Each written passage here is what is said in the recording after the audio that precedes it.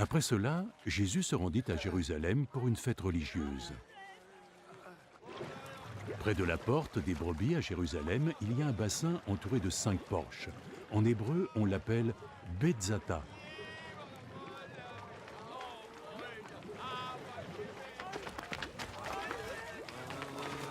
Une foule de malades était couchée sous les porches. Des aveugles, des boiteux, des paralysés.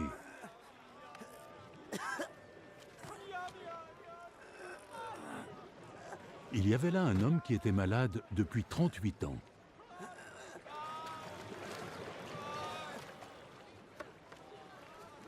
Jésus le vit couché là, et il sut que l'homme était malade depuis aussi longtemps.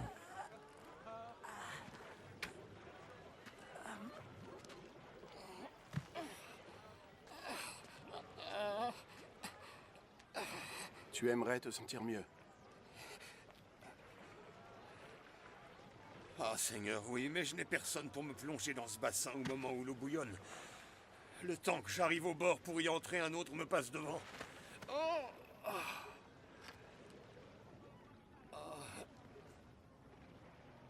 Lève-toi. Prends ta natte et marche.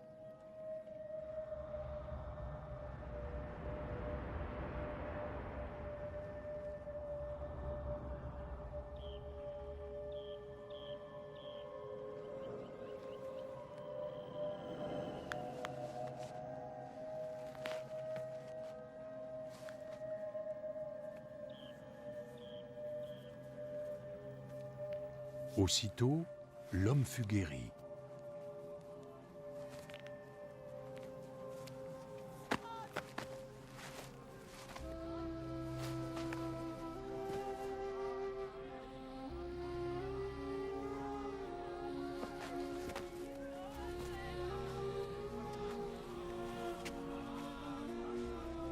Il prit sa natte et se mit à marcher.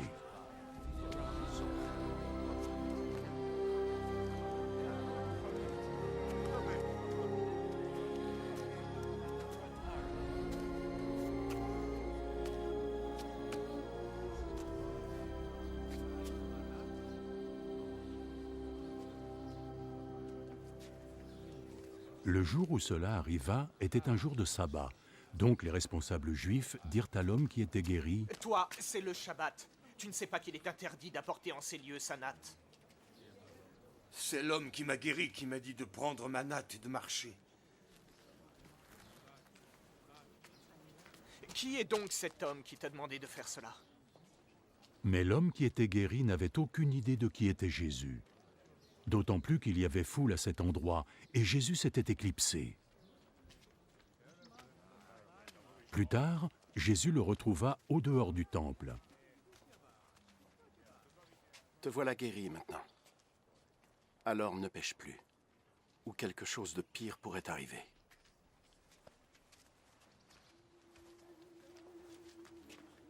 L'homme partit et alla informer les responsables juifs que c'était Jésus qui l'avait guéri.